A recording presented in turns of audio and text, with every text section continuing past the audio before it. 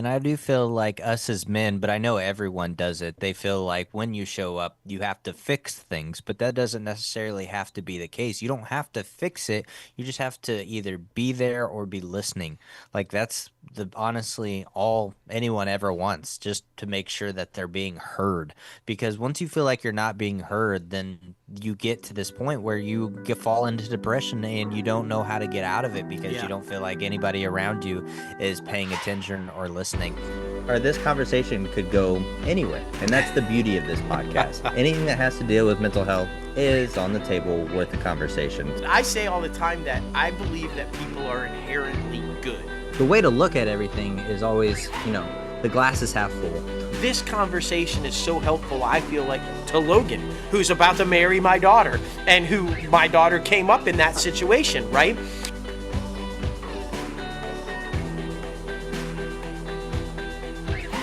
Hello, everyone. Welcome back to Everything's Okay, a mental health podcast brought to you by Crazy Ant Media. Today, we'll be having the conversation about continuing to show up.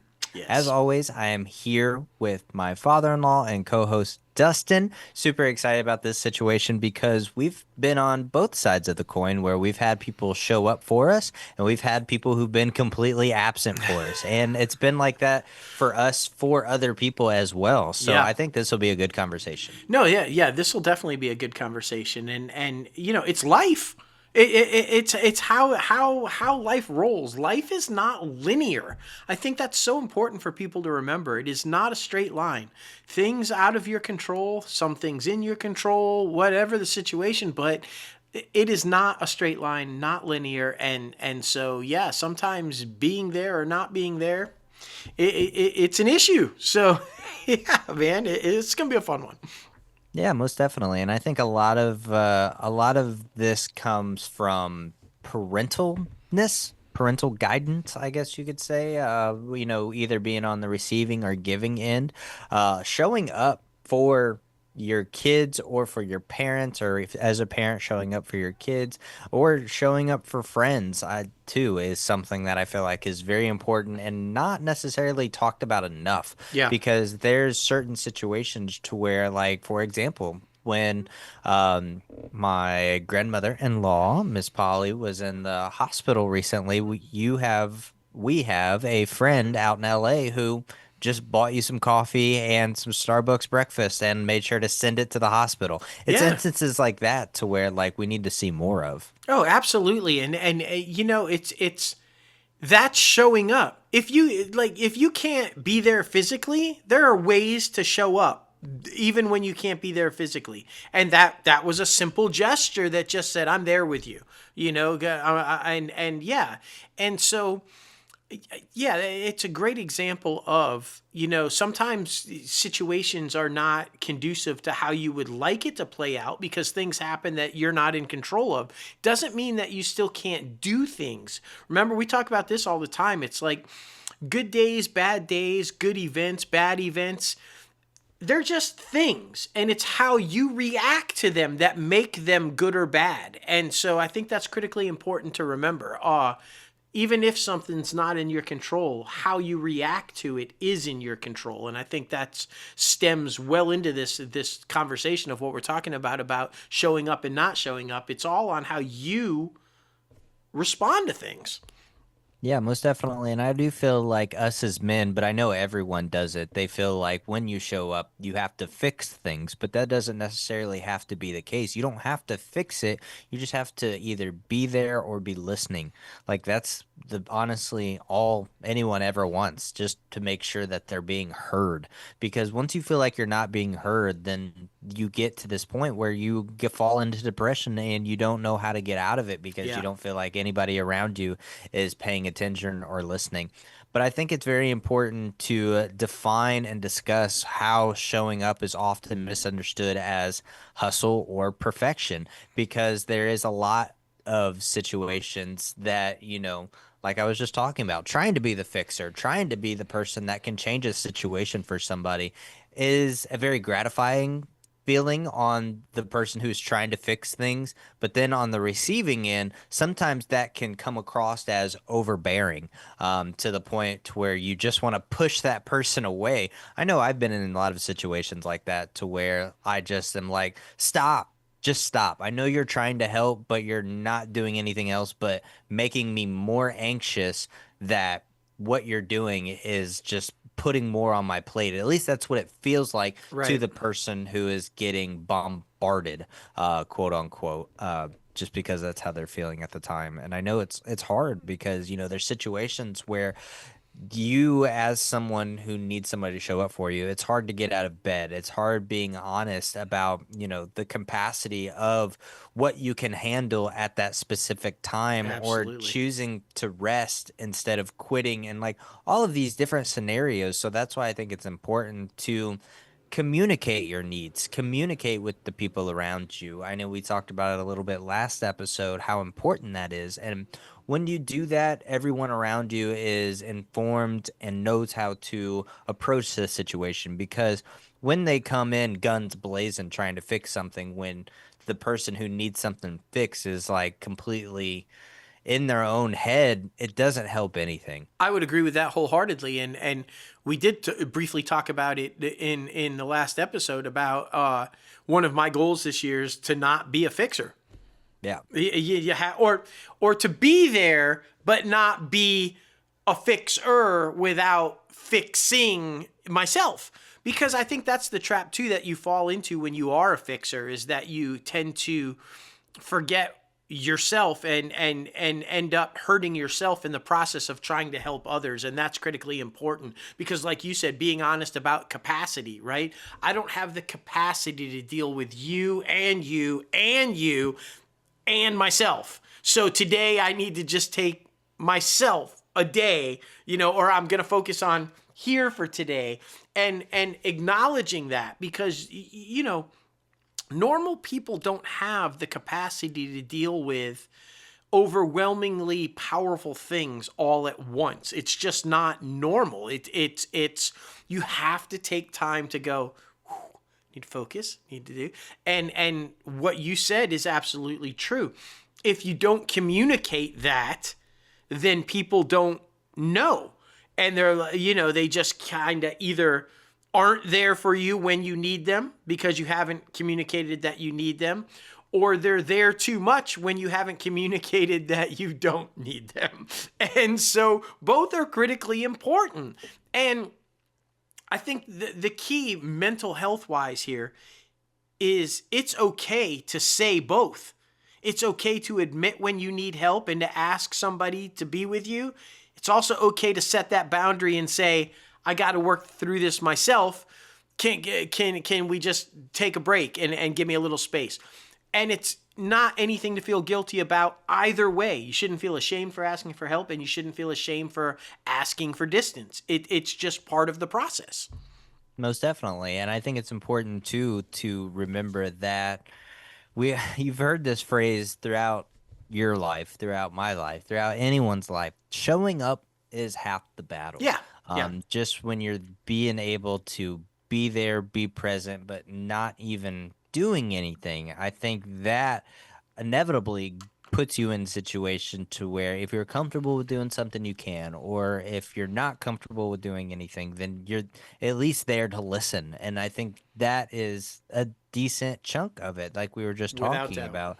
And it's important to encourage persistence without glorifying struggle, because persistence is something that, as long as that beat of that drum is continuing to go, they know that you're a steady presence in their life. But if you continue to be faster and faster and faster and faster, that brings on anxiety, and that brings on reasons for people to push you away or to get pushed away. So I think that's also very important, because the quiet kind of resilience that no one sees, that's something that is respected. That's something that for internal will go a long way, because doing something for you, as we go back to Like the charity, of course it's for them, but I mean, don't you always feel a little good when you do it? Like, I mean, you're not giving to charity for yourself. You're giving the charity for the charity, obviously, but it also makes you feel good. And I think that's an important balance to try to figure out throughout life as well. Because I mean, feeling like quitting and then versus actually showing up is, it's a very teeter-totter line to where you got to navigate certain situations. And I mean, that's the whole thing too in life. You have to figure out what situations do you want to show up for. You have to figure out your own standards and your own morals because once you have that figured out, you can have more of a self-confidence about what you want to get yourself involved into. Yeah, and the quiet resilience that no one sees. There's the other side of that is the quiet struggle that no one sees. Mm. Right? A lot of people try to come in and tell you what you should be doing without ever realizing what you may actually be going through. Right? Like you don't know the struggle that I have to deal with on a daily basis. You don't know the thing that I had to go through today, or but you're somehow judging me or telling me how you think I should be doing things when you don't know what I'm actually going through. And so it, as important as the quiet resilience, don't pound the drum, just get through it and know that you're there, is equally important to don't allow someone, set those boundaries and say, don't try to tell me how I should be doing something or what I shouldn't be doing or where I should be or shouldn't be, because you've never even asked me what I'm doing. How am I doing? What happened today? Is it a good day, a bad day? That's the other thing, right? You and I try to do this on a regular basis of just checking in and saying, hey, how's the day going? But many times people do not, and then hold judgment and try to tell you you're doing something right or doing something wrong when they don't even have a clue. And so I think that's extremely important. And the other thing is, like I said, with boundaries, it's okay to press pause and just walk away for a little bit. Like I try to go off grid at least once a year where I just need some space to put down the phone, not communicate, not talk, and just I just need to pause for a minute. And every time I do that, I come back so refreshed and able to be so much more present for myself and for others by just disconnecting for a little bit. So I think it's important to remember that too. It's okay. Give yourself permission if you need to just put it on pause for a little bit. Doesn't mean you're not showing up. Doesn't mean you're not still there for somebody or not showing up for somebody. Just means you need a little break. And we all, I mean, come on. It's like hitting pause on what a show that you're watching to go, use the rest. You need a little break every now and then. Yeah, because I mean, inevitably you're showing up for yourself. And I Exactly. think that's a big thing that we talk about on this podcast, knowing when and where to put yourself in what situations. I think is very important because, if you end up showing up for a situation that you think will inevitably be good in the long run, that might only cause you pain and like distance away from people. Like you don't need to be in that No. situation. You need to continue only looking for things to evolutionize yourself to where you can continue growing as a human being, continuing to learn from experiences, of course, but you don't want to get into something that you feel like you can't come back from. I think that's very important. And you have to also remember that waiting for motivation can be very freaking difficult. You have to go out and find the motivation That's right. because a lot of people wait for something to happen to them without doing anything. But the thing is, you have to continue to do something and then something will happen to you. Like with us, for example, we are chasing the dream of becoming filmmakers. We are not going to just make, you know, videos for social media and then not do anything else. Because, I mean, yes, that inevitably does go a little ways, but that's not going in the direction that we want to go to. We Correct. want to continue practicing the art form of filmmaking. So, behind the scenes, we're doing things that nobody even knows. We're breaking down scripts.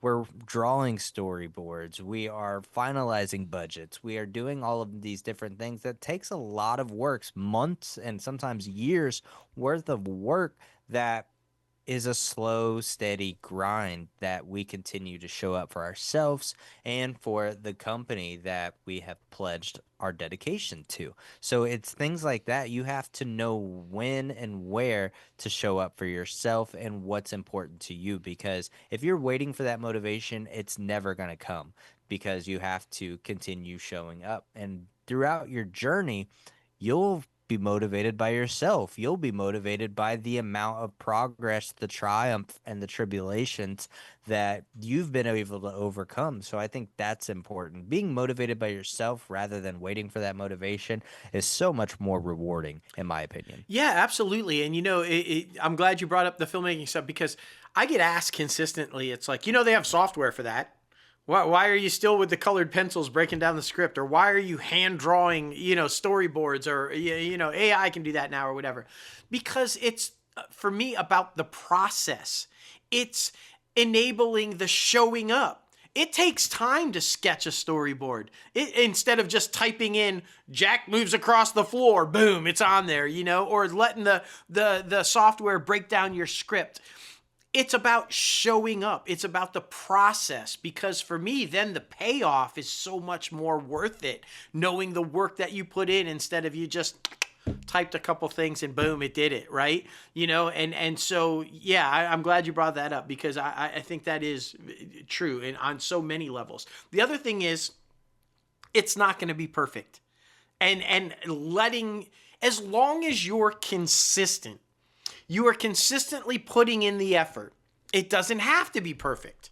It doesn't. And the other thing to come with that is everything you do counts. It doesn't matter if you accomplished 2 things today or 30 things today. Everything you do counts. Every step counts towards what you're trying to do. And I'm not just talking about chasing the dream of filmmaking. I'm just in life. Every step you take, every little thing you do counts towards being there for yourself, for other people, for whatever the situation may be. It counts.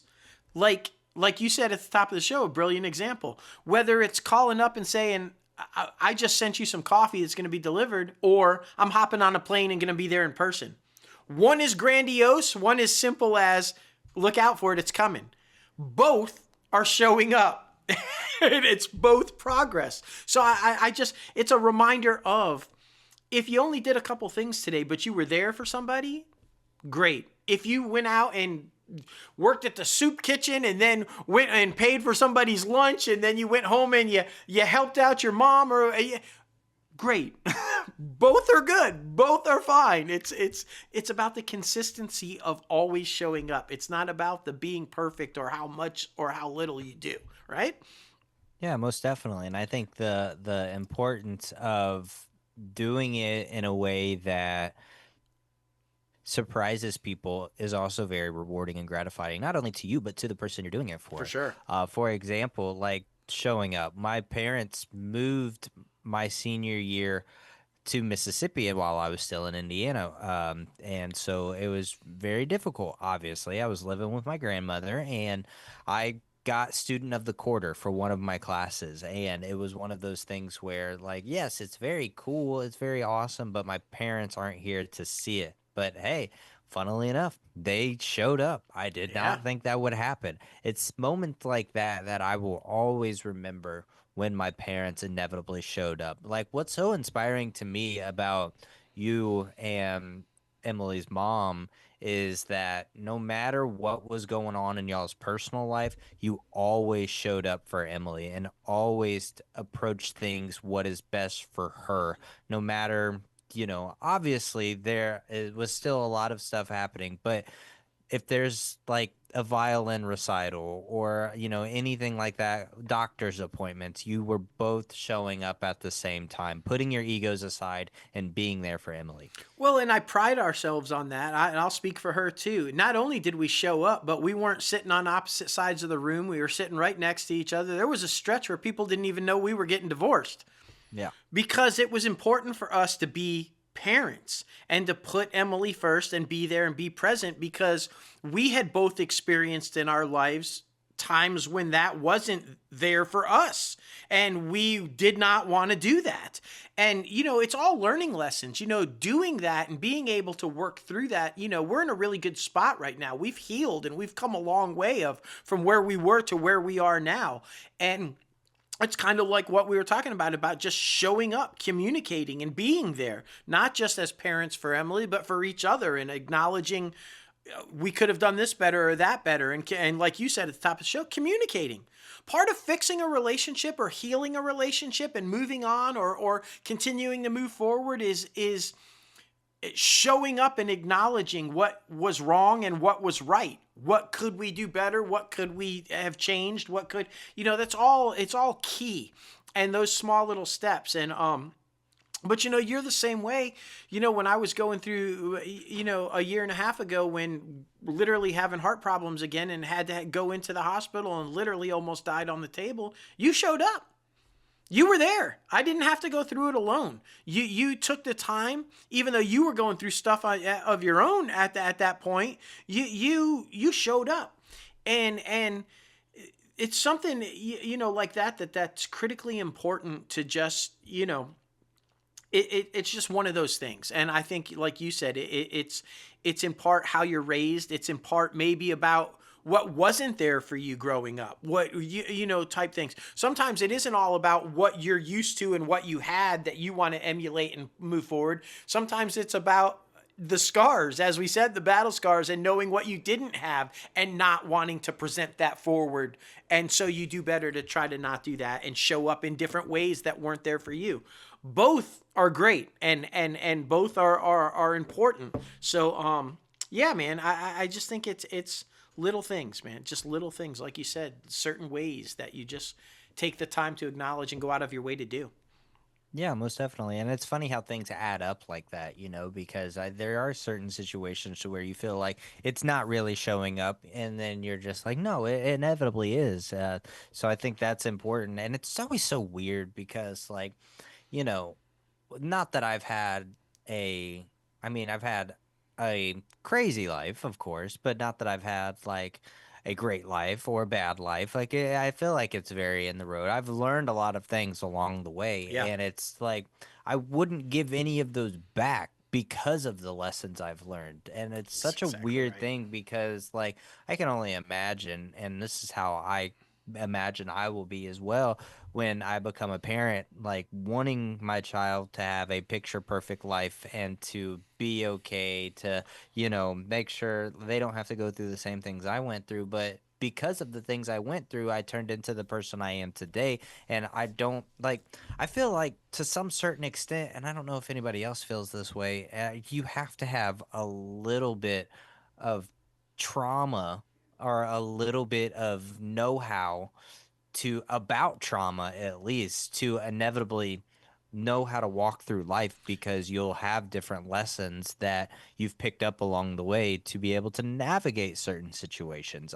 It's so hard because if you coddle your child, then they will become a privileged, coddled human being and expect that from everyone, even when they enter in the workforce or the Yeah. educational field. But if they've been through certain situations to where they feel like they have been wronged or where they feel like they have earned their stripes, that's what makes people who they are. So it's such a fine line and a Well, balance. there's two things there that are critically important to what you just said. One, because like you said, as a parent, you want the best for your child. You want them to have the perfect life. You want them to get everything that they need and want. And as a parent, you try your best to do that. Part one of that is you are going to fail.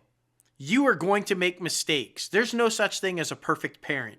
You can try your very best. You can do everything in your power to give them everything they need and they want, but you are not always going to be successful because you are a human being. The second part to that, which I think is critically important as to what you just said, is you will make mistakes throughout your life. You learn from them. You've been in certain situations. You can pass that guidance on to your child. Say, hey, I was in this situation. I learned from it. Just listen to what I'm saying, and hopefully you can, I can give you a little advice about what to do or not do. And that's great. That's your job as a parent. The other part of your job as a parent is to understand that they have to make their own mistakes Otherwise, they don't grow. You can't put bubble wrap around them and act like the world is perfect and they're never going to have to go through a problem. And if you don't allow them to live and make mistakes, like you said, they become very sheltered, coddled human beings that don't know how to function in the real world. So protect them, yes.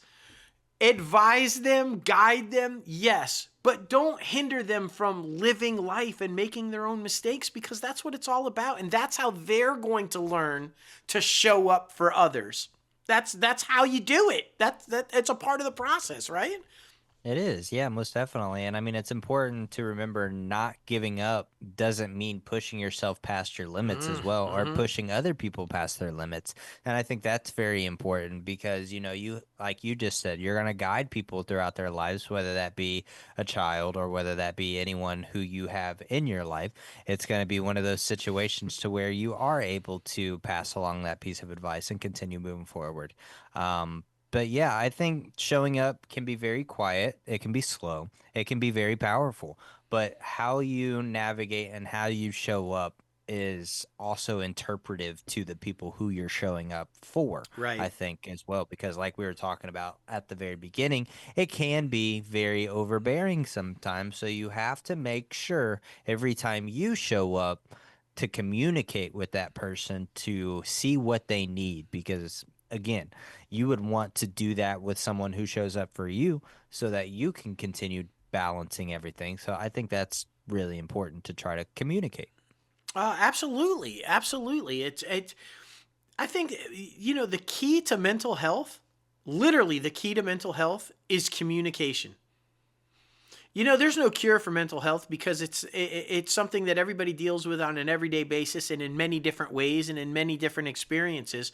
But one thing that we can control is how we communicate with each other. Let somebody know you need some help. Let somebody know you don't need some help. I mean, I am not, it's that simple, guys. We shouldn't put a stigma on mental health. We shouldn't try to give it a label here, give it a label there. Simply approach it with open, honest, authentic dialogue and communication. And it would get such a long way with people's mental health and stability. That's it. Just communicate. Don't be scared to say how you feel, good or bad. And yeah, I mean, that's one thing that I think this podcast does really well is we communicate and we express our thoughts and we let others know and encourage others to do the same. And I really do think that's critical in mental health. Just communicate. Completely agree, man. Completely agree. And I mean, of course, if today was hard, you stayed. That's what matters. You continued moving forward. That's You'll right. show up tomorrow. So I think that's important. And I mean, we'll keep showing up for everyone. We'll keep showing up together. We'll keep showing up for each other. So I think that's very important. But yeah, I think it's important to continue showing up because if you don't, you'll never know what's going to happen.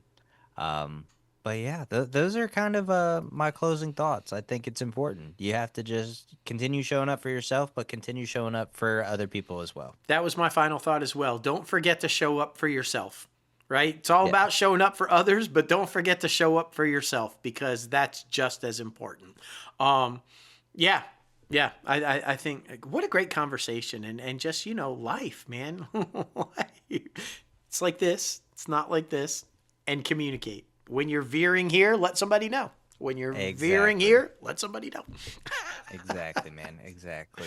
Well, as always, this mental health podcast was made and for anyone who's ever had a uphill battle or is currently going through an uphill battle with mental health. You can follow us at Everything's OKP on Instagram. You can subscribe to the YouTube channel at Crazy Ant Media or this podcast that's available on Spotify and Apple Podcasts. Everything's Okay podcast. And as always, it's important to always, always, always, always remember that everything's okay.